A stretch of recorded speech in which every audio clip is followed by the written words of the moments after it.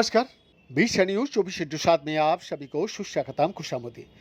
दर्शक, कहते हैं इतिहास पढ़ना बहुत जरूरी होता है। हालांकि बांग्लादेश में अंतरिम सरकार की मुखिया यूनुस ये बात समझ नहीं पाए और एक बड़ी चूक कर गए। दरअसल एक महीने पहले ही यूनुस चीन गए थे। वहाँ बड़ी बड़ी बातें भी करके आए थे। भारत का विरोध में तो सुर इतना तेज था जैसे मानो दुनिया की सिकंदर खुद यूनुस ही है।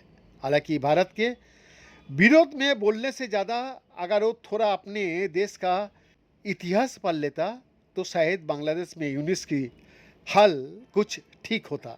अंतरिम सरकार की मुखिया यूनुस को शायद पता नहीं था कि बांग्लादेश की राजनीति में एक रहस्यमय संजोग हमेशा से चर्चा में रहा है।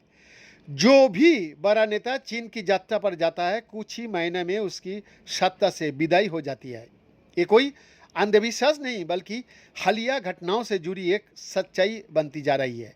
यूँ मानिए कि चीन की दहलीज लगने से बांग्लादेश के सत्ताधीशों की उल्टी गिनती शुरू हो जाती है। आइए जानने की कोशिश करें कौन कब चीन जिनपिंग के दर जाकर अपनी सत्ता गवा चुका है।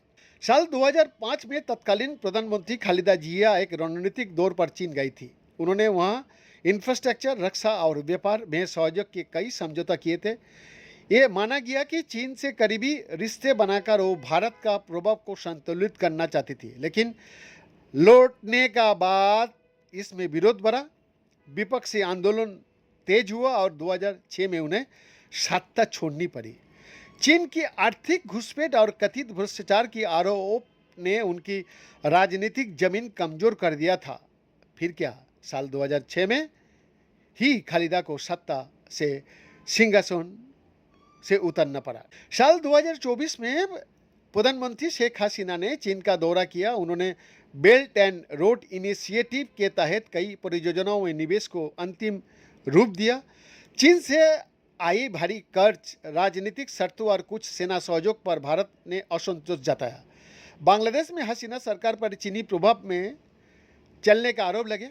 इसी साल के आखिरी में विपक्षी ताकतें संगठित हुए और बड़े पैमाने पर विरोध प्रदर्शन हुआ और अंत में उन्हें सत्ता से हटना पड़ा। हालांकि इसमें कोई शक नहीं कि वो भारत के विरोध में नहीं गई, लेकिन हाँ, देश में चीन का प्रभाव पड़ना उनके लिए भारी पड़ने लगा। अब खतरे में है यूनुस की सियासत। बीएन का एक्सक्लूसिव रिपोर्ट, 20 न्यूज 24/7 रांची।